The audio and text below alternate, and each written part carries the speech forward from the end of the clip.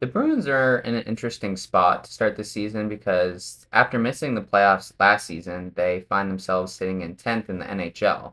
They haven't had a lot of draft picks in the past couple of years because they've been trying to stay competitive. So, how good are their young players and prospects in their system?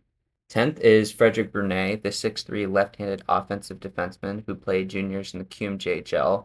He leads all defensemen in points on the Providence Bruins, and he really likes to join the rush, and he has really good transitional game. He also had a pretty good junior career. Back in 2023, he was second in the QMJHL by defensemen in points with 73. Brunet has seen a steady increase in points, and this season sits at 27 points after 50 games played. At 9, we have Chris Pelosi, the 6'2 left-handed forward who plays for Quinnipiac. He was a third-round pick back in 2023, but has steadily just improved his game at the collegiate level, and I think he could do the same if he gets a chance at pro, and he really has a good scoring touch to his game as well. This year has 31 points in 29 games for Quinnipiac. Eighth is Fabian Lysell, the 5'11 speedy winger from Sweden, who back in 2021 was drafted 21st overall by the Bruins, but he's really just struggled to kind of take that next step since transitioning to pro in North America. He's still pretty young, and this year he has 37 points in 46 games in the AHL, which isn't that bad for his age. At number 7, we got Dans Lokmelis, the 6'1 forward from Latvia, who back in 2022 was a fourth round draft pick, but over time he's just improved year after year. He's really transitioned well to the pro game and had a really good showing for Latvia in the Olympics. He had 2 goals in 4 games, which is really good, especially for his age. He also has 28 points in 43 games this year as well. Sixth is Matthew Poitras, a 6'1 center who back in 2022 was drafted in the second round. He's been competing to be a full-time NHLer, but really just hasn't hit that next step. I think he was pushed into the NHL a little bit too early, which stunted his development.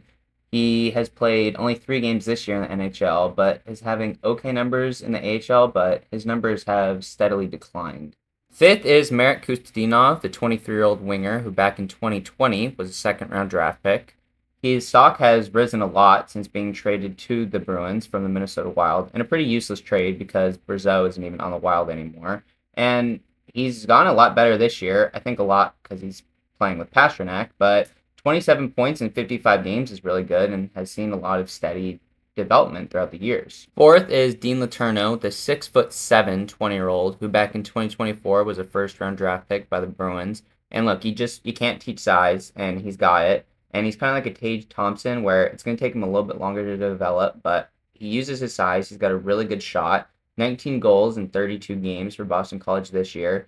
He went to college a little bit early last year, should have developed a little bit more in juniors, but that progression is unreal. Third is Will Zellers, the 19-year-old winger, who back in 2024 was drafted in the third round and was traded to Boston from Colorado in the Charlie Coyle package. Represented USA in the World Juniors and had a really standout tournament, which really raised his stock. Has also had a pretty good season for North Dakota this year as well. Zellers currently sits at 27 points in 33 games in his freshman season, and as mentioned earlier, 8 points in 5 games for USA, which led the entire team at points in that tournament. Second is Fraser Minton, the 6'2", 21-year-old forward who was acquired from Toronto in a trade that's turning out to be a steal, which was involved in that Brandon Carlo package. He has not only taken a big step production-wise, but he's also turned himself into a key part of Boston's future and a key part of their forward depth. Minton right now is sitting at 29 points in 60 games, which is averaging at about half a point per game pace. Last but certainly not least, James Higgins, the two-way center who